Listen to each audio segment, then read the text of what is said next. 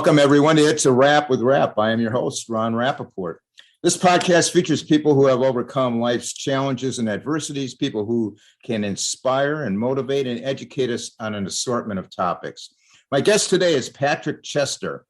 Patrick is an author and speaker on the subject of gambling addiction.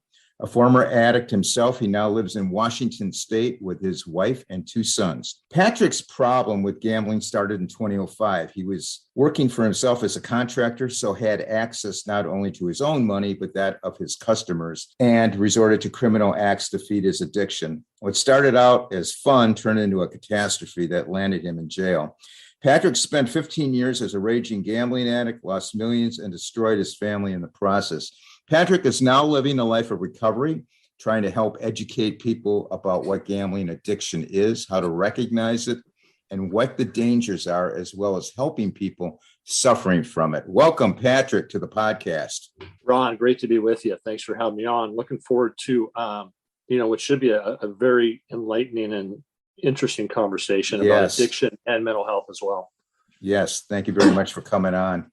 Tell us about yourself prior to the addiction problem, growing up, education, marrying, having a family and career. Sure. I grew up like a lot of people do. My upbringing wasn't much different than most people. My parents divorced when I was 9, went to a private school, didn't take school very seriously, to be honest with you, as a kid, and that, that caught up with me in high school. And eventually I got it together and went to college and, was fairly well educated and did all of that, but growing up, I grew up with an abusive father, one that was a raging alcoholic. He didn't have a gambling addiction, like I eventually developed, but he was a big time alcoholic and verbally and physically abusive, and so that's something that as a kid, you don't really recognize the ramifications or anything like that. Yeah. But as you get older, you get older and you go through life's experiences, you can look back on that and kind of see how that may have affected you. And that's what I've done. Tell us how the gambling thing started for you. What sparked your desire to keep gambling, and how did it take over your life? Well, it just started out as fun, and going back to, like we talked about just a second ago, my childhood, my father did gamble. He wasn't, crazy about it, but he did gamble. And so I was introduced to it as a kid. Yeah. And I always looked at it as, wow, this looks like a lot of fun. My dad's gambling with his buddies. They're drinking, they're having fun, they're laughing, and it was all around sporting events. That's what my thing was. I was a sports gambler. I wasn't necessarily a casino gambler. Oh, okay. So I grew up around sports, played sports, loved watching football, college football games my whole life, been going to those. And so as I got into my teens and early 20s, I started gambling. And this was before online gambling. I was primarily betting through bookies at that point, on NFL games, college football games, and that sort of thing. And I would do it with friends and we would have fun. It wasn't anything I viewed as dangerous or detrimental in any way. I'd bet $100 or $50 on a game, and that was that. But as we can get into here, it progresses, and it's, if you're susceptible to addiction like I was, it can sneak up on you. And that's what happened to me. Did your wife know about the gambling problem? And if not, how did you keep it a secret? No, she didn't. She knew, as we were married back in 2006, and there were problems right away with our marriage, financial issues, all kinds of issues that she couldn't really pinpoint, because as gambling addicts, we're creative. Okay. We hide things really well. And, I always refer to gambling addiction as the hidden addiction, because you don't see it physically on a gambling addict like you would say with a drug addict or alcoholic, where you can really pick up on it. And so I was able to hide it. She knew there were problems, but she couldn't, like I said, she couldn't pinpoint the root of it. And, I would lie, or I would misdirect, or I would tell her, well, I don't know why this happened to your bank account. I don't know why you're overdrawn your bank account, but let me figure it out. I'll take care of it. And as a spouse, your tendency is to want to believe your spouse, right? You don't want to believe the worst. And so, I was very convincing. And like I said, as gambling addicts, we can spin the truth, and we're creative with our lies and our deception. But eventually she did find out in 2015. So we're talking, well, it was over a span of 15 years, but then it was a span of 9 years because you were married in 2006. So obviously you were in charge of the family finances. Would that be safe to say? At the time I was, yeah. Yeah. So she didn't have, too much of a clue of what was going on. I was handling the mortgage payments and insurance payments and the electric bill and everything else. And so what was happening is I had gone, there was a stretch of time, I think it was around 2009, 2010, somewhere in there when things started getting really bad with my addiction, where I just stopped paying the mortgage altogether because gambling was more important to me. I was taking money from my 3-year-old son's piggy bank. These are the things we do as raging gambling addicts that are from the outside seem so wrong and so evil. Yeah. So those are the kind of things I was doing. Yeah. No, Pat, was there any, I kind of, you want to use the term joy in the deceit? Did you get any satisfaction out of, hey, I'm pretty good at this? It's a good question, Ron. There is a sense of that. Yes. Talking myself out of a mess, talking myself out of a certain situation when I've got people breathing down my neck, right? Police calling me, customers calling me, my wife calling me from work in a panic, to smooth things out, even if it was just temporary, for a couple hours, where I can appease somebody with a story or a lie or something to that effect. Oh yeah, sure. There was a sense of satisfaction with that for sure. Was it hard to I know when you tell a lot of lies, sometimes you can't keep them straight after a while. Did that ever happen? That's the challenge. It got to the point, Ron, where I had a circle. I had a big circle of people that I was misleading, lying, deflecting, everything. And so what you have to do is remember, well, what did I tell this person? Because that's got to match up with what I told this person, because they may talk to each other. Right. And it's this vicious cycle that you get into where, it's like the hamster in the wheel, right? You keep spinning your wheels and you're trying to put this person off and put out this fire over here, all the while creating more damage over here by lying to these other people. And so it was hard to get out of that mess, out of that circle. Pat, was there a point in time when you could have stopped gambling, or you could have reached out for help, like an early warning indicator? My biggest regret. Yeah. There were instances, there were junctures during that period of time, like I said, from about 2006 all the way to 2015, where I would look at myself in the mirror and say to myself, all right, it's time. Okay. Own up to it now, take your lumps and begin the healing process. But I never had the courage to do that.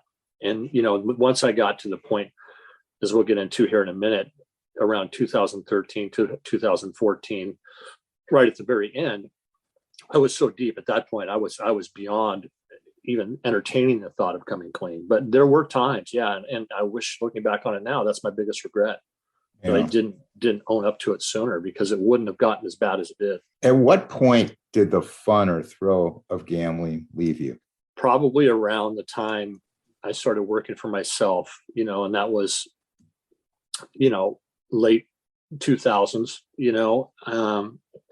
when I started taking deposit checks from customers, for example, for big projects, $20,000, $30,000, $40,000 checks. Right. And using that, I was in. I must tell you about one of our guest supporters of the podcast.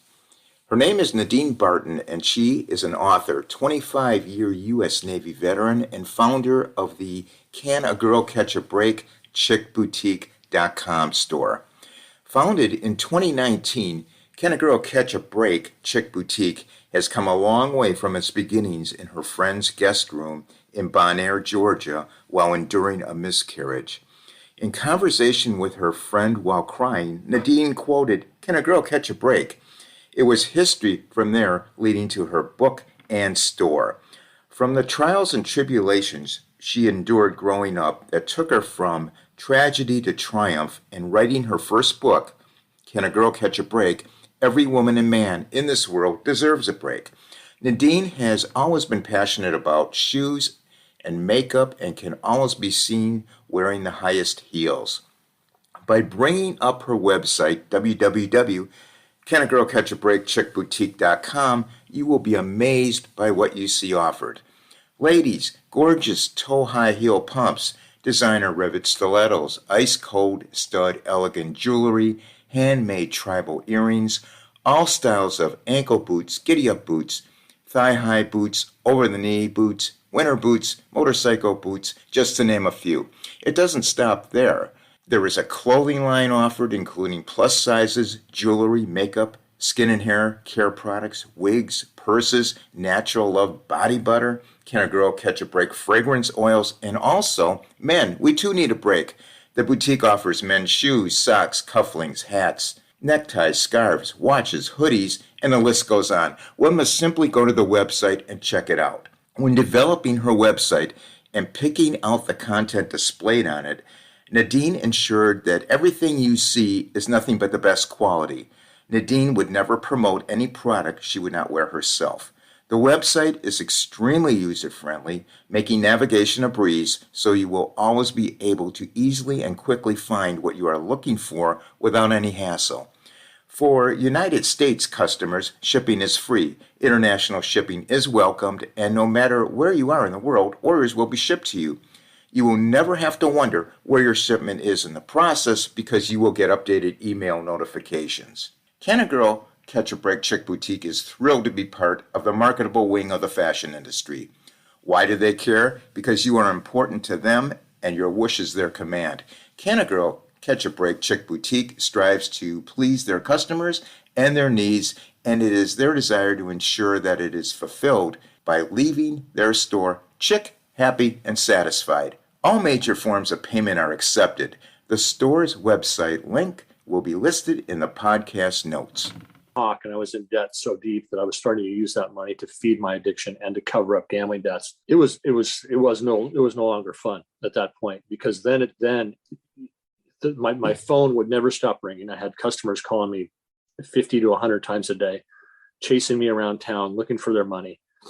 It's hard to, but in my mind, I'm convincing myself that, well, all I got to do is win a big bet and I can pay this guy off, And so that's the sickness inside the brain that's going on. But yeah, it was no longer fun at that point.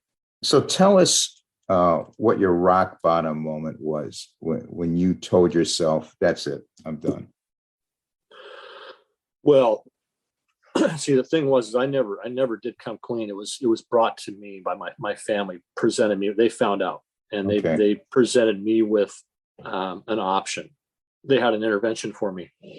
I didn't know anything about it, and it happened really quick. Once my wife's family found out, they brought my wife into it, and this all happened within the span of about 24 to 48 hours, where I was sitting in a room with my family and an interventionist. And they presented it to me as a lifeline, so to speak. Here's a chance for you to go off to treatment for 30 days, get yourself together and start over. And so that's what I did. But really, that wasn't my rock bottom. My rock bottom came when I got back home from treatment, because there was a 3-week period of time there after the point in which I got back from treatment to where I went to jail. And that was rock bottom. When you're sitting in that place, surrounded by people that don't care that they're even in there and they have no hope in life. Yeah. And there I am with a wife and son on the outside, not knowing what they're doing or what they're thinking or what they know. And my brain is spinning in circles. And then you have all this time to think back on the years of lies and the choices I made and all the things I had done. All I could do was stare at walls and think about what all of these things I had done. And so that was it. That was rock bottom. Do you look back now and feel serving a jail term was actually a good thing in a way? Absolutely. No doubt about it. I'll never forget walking into that courtroom that day thinking, well, I had just gotten out of treatment. The judge and my lawyer even told me this. He said, the judge might view this favorably and you may not even have to go to jail. And I made my case, and I said, I recognize that the choices I made were wrong, and I was sick, and I'm trying to get better now. And she looked at me and she goes, the best thing for you is to go to jail today. And she was right. I wasn't ready to go into the outside world at that point. I was still mentally, I was still a mess. My head was still cloudy. I had no real concept of what was happening. I needed that time. I needed those months sitting in there, staring at walls and thinking about what I had done, and bringing with me what I learned in treatment. I went to treatment for a month, and I brought those tools with me, and I'm working through those while I'm sitting in that place. And it was the best thing for me, because when I left there, I had a sense of clarity and a sense of freedom from addiction, not from jail, but from addiction that I hadn't experienced in many, many years. And did you have to make restitution to the victims of your actions? I did. Yeah, absolutely. And some of those, some of that is to family members too. I had cast a pretty wide web.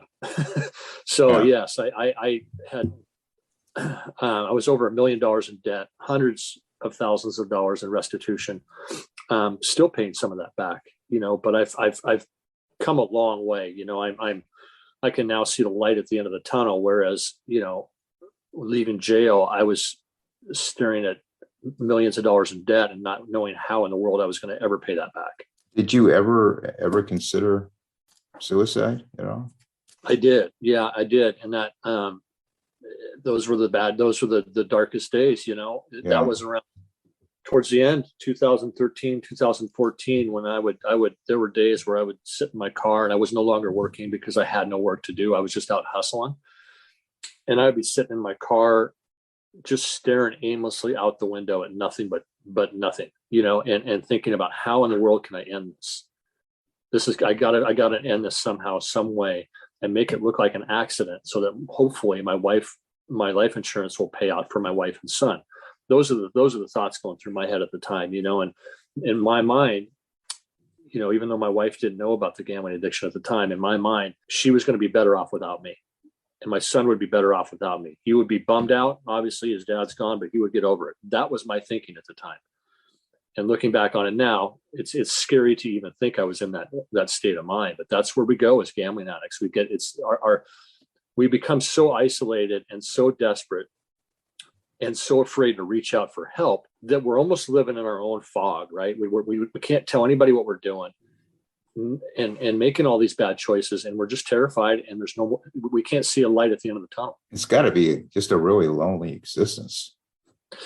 Oh, it's terrible, and Ron, the worst part about it was coming home at the end of the day, every day, walking through the door and trying to put a smile on my face and convince my wife that, hey, everything's okay today. Yeah. Knowing that it's not, knowing that I had just lost our mortgage payment, or they just were going to repossess our car, or I just got a call from the sheriff, all of it, right? And this would go on from the time I woke up until the time I went to bed. My phone would never stop ringing, and I have to hide my phone, and I have to do this because I don't want my wife to catch on to what's really happening. So you mentioned there was an intervention. How did your family find out, and what led to that intervention?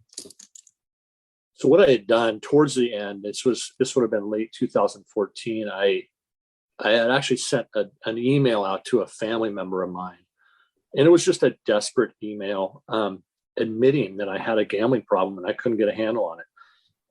Not thinking, I think in the back of my mind, I was hoping that she was going to lend me some money or something like that if I sent her this email, but she turned it over to my father-in-law, and then my father-in-law, he started this whole process where he got obviously my wife involved, the rest of the family.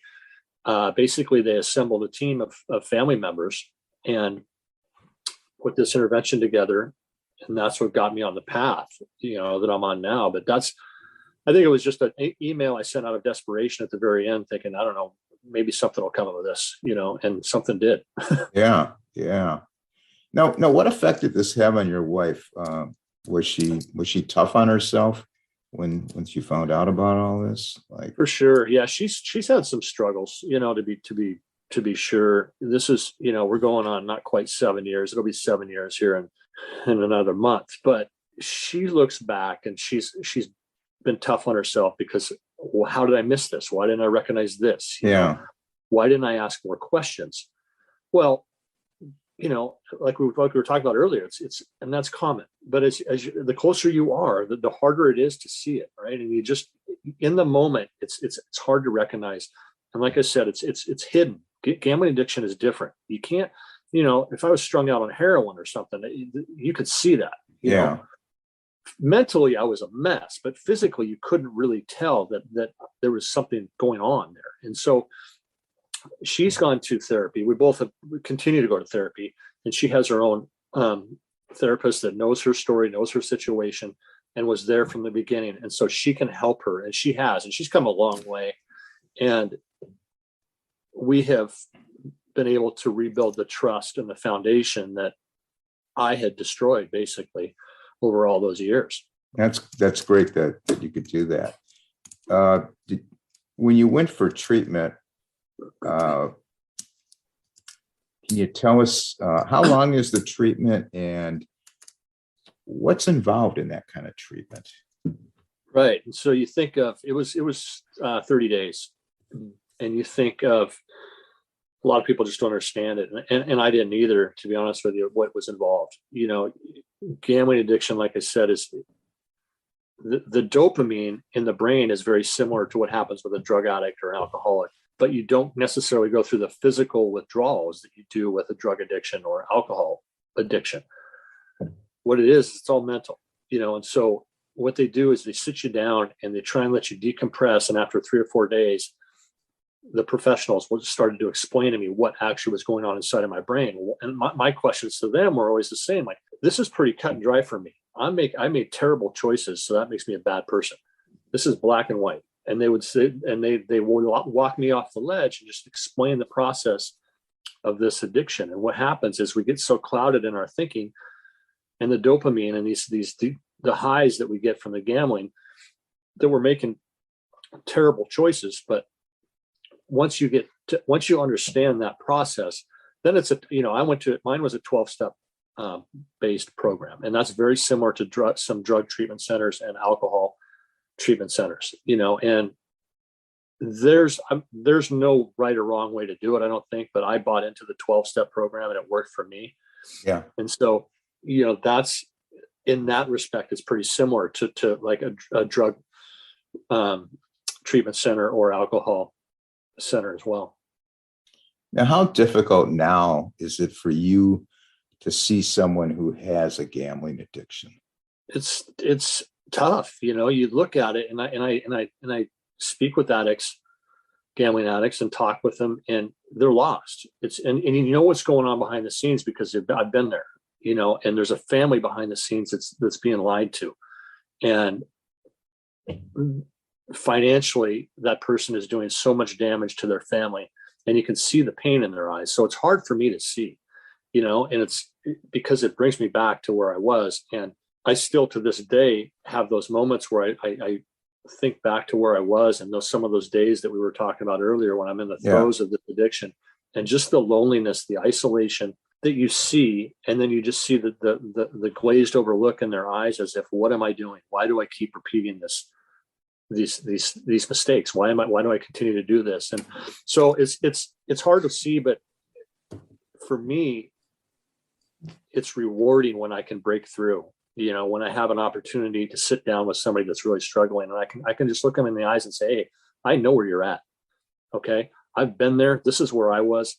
This is what I did to my family, and this is where I'm at now. And so through that, sometimes that will resonate, and they will actually turn their life around and take the steps necessary to get back on track. And so that's what the thrill I get now. So it's possible, even when you're helping them, though, it's actually kind of triggering you at times back to where. Yeah, it does. Which is tough. It does. It is tough. Yeah. It is tough. But there's also the element of this. But you're getting rewarded. Yeah, I'm getting rewarded. And I made the decision early on that I always wanted to stay on the edge with this. I never wanted to get too comfortable with my recovery. because you hear these stories all the time about the drug addict or the gambling addict or the alcoholic who says, well, I can have a drink. I'm Yeah. 5 years. I can have a drink. Or, well, then it's just a slow progression to right back to where you were. Sure. Actually, it's not slow at all. It would be rapid. You would be accelerated, but that's what happens. And so I always want to stay on the edge and not get too comfortable or complacent with where I'm at. And so that, you said it well. I mean, it can be a trigger, but in a way, it's a good thing for me. So what are you doing now to help those that are suffering in their addiction? Do you have a program you set up, or how does that work? Right. So I when the opportunity arises, I talk with them. I visit treatment centers. I talk to families, the families of the addicts themselves. I'm going to start doing more and more of that now that, COVID is not what it was, before. It's hopefully we're able to do that. But I like to visit treatment centers where the patients are there, the families are there, because the families have questions too, Right. and they're in the dark. And so I can almost be a sounding board, but at the same time, raise awareness and let them know of some of the warning signs, some of the dangers, some of the things they may be hearing or being told from their loved one who's a gambling addict. And so there's a little bit of both, talking with the patient and the families as well. What would you say to someone, Pat, out there listening to this, who either has the problem or a family member having to suffer from it, to get back on the right path? What would you tell them?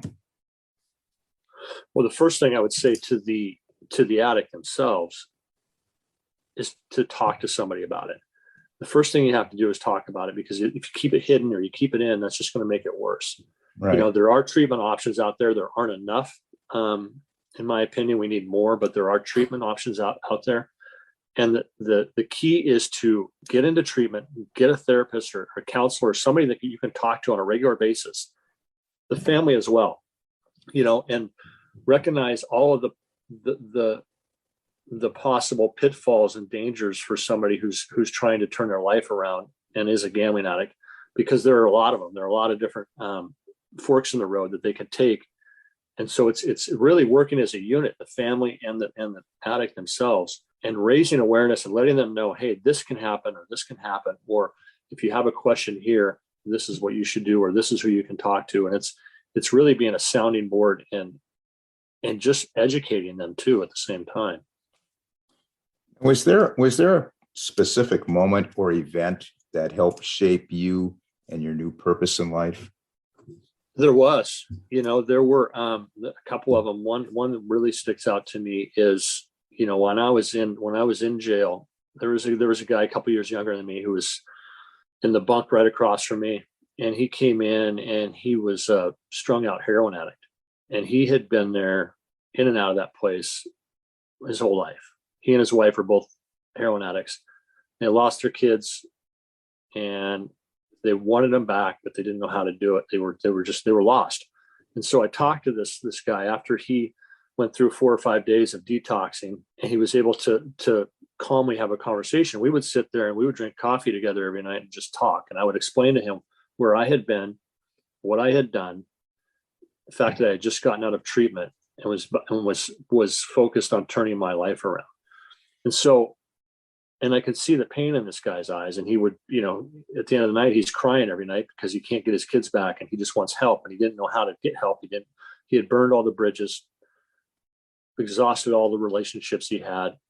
And so I talked to him, and I came to find out later, after I left that place, and that he was able to get himself into treatment, he and his wife both. And he went back to those conversations that we had and said how much of a difference that made in his life and how that changed his whole perspective. And they were eventually able to get their kids back. And so it's that was a big thing for me. Sure. Being able to make a difference and a positive impact on somebody else that's struggling after spending so many years taking from people, to have the ability to give back. Yeah. Was a huge thing for me, because I had never experienced that before. That was great that happened. Why do you think there is such a stigma when it comes to addiction? Well, I think a lot of it, Ron, is education and awareness, especially with, I'll just speak to gambling addiction right now, because a lot of people don't understand it. One, they just view it as, well, you're just making bad choices, just stop doing it. They don't understand the process that's going on in the brain, the process of addiction and dopamine, how that affects your choices and your decision-making. And so the stigma comes from, I think, again, lack of awareness, lack of education, lack of understanding the disease of addiction and what that does to the brain. There are inherently bad people in this world that make bad decisions because they're bad people, but there are also really good people suffering from big time addictions that make bad choices. And again, it's easy to look from afar if you don't understand addiction, or you've never experienced it, or you don't know anybody that's had a serious addiction. It's easy to look at somebody's lifestyle and choices and just say, whoa, that person's a bad person, not knowing what's actually going on inside their brain. And so that's it. And that's what I try and do now, is raise awareness and educate and explain to people, because I didn't know any of this either before I learned it and fell into addiction. I had no idea how this all worked. I thought I was a bad person. Yeah. So I think it's that, Ron. I think people just don't get it. They don't understand it. They're not educated on addiction, and they've never experienced it. Pat, what are your thoughts on state-sponsored sports betting? And is the gambling addiction getting worse because of it? And you see all these gambling commercials on TV. What's your thoughts on that? I have a few. We live in a state where it is legal to bet on sports now. We have state-sponsored sports betting, and it was inevitable. First of all, for one, we all knew it was going to happen. It's no different than legalized marijuana. There's too much money involved. It was just a matter of time before it happened. And so the problem I have, though, is that all of these different advertisements we see, if you're watching a football game or you're watching any sort of sporting event, literally every commercial, there's some sort of gambling ad or twist or aspect to it, right? With very little warning or very little, with no education at all. And it's always portrayed as fun. When you see these gambling advertisements, you don't see the reality of it. You don't see people they don't show the people that have been sitting in the casino for 15 hours and they're down to their last $5 and their kids sitting in the car because their gambling has become more important than being a parent. They don't show those people. And those are 85 to 90% of the people that you see in the casinos. And so it's that. And it's so accessible. You can bet from your smartphone. We have all these apps and all these different things that you can access to bet easily now without even having to go jump through all the hoops that I used to have to do. So it's a lot easier to get to. It's a lot easier to find. And one thing I found out recently is that 6% of college students already have mild forms of gambling addiction. And it's because of the access and how easy it is to do it, basically. Yeah, they're on their computers and you don't know what they're doing. It's everywhere. It's everywhere. Yeah, it's unbelievable. What excites you, Pat, the most going forward in your work helping people with their addiction? Well, I think the biggest thrill I get out of it, what excites me the most, is seeing families come together, families that are broken.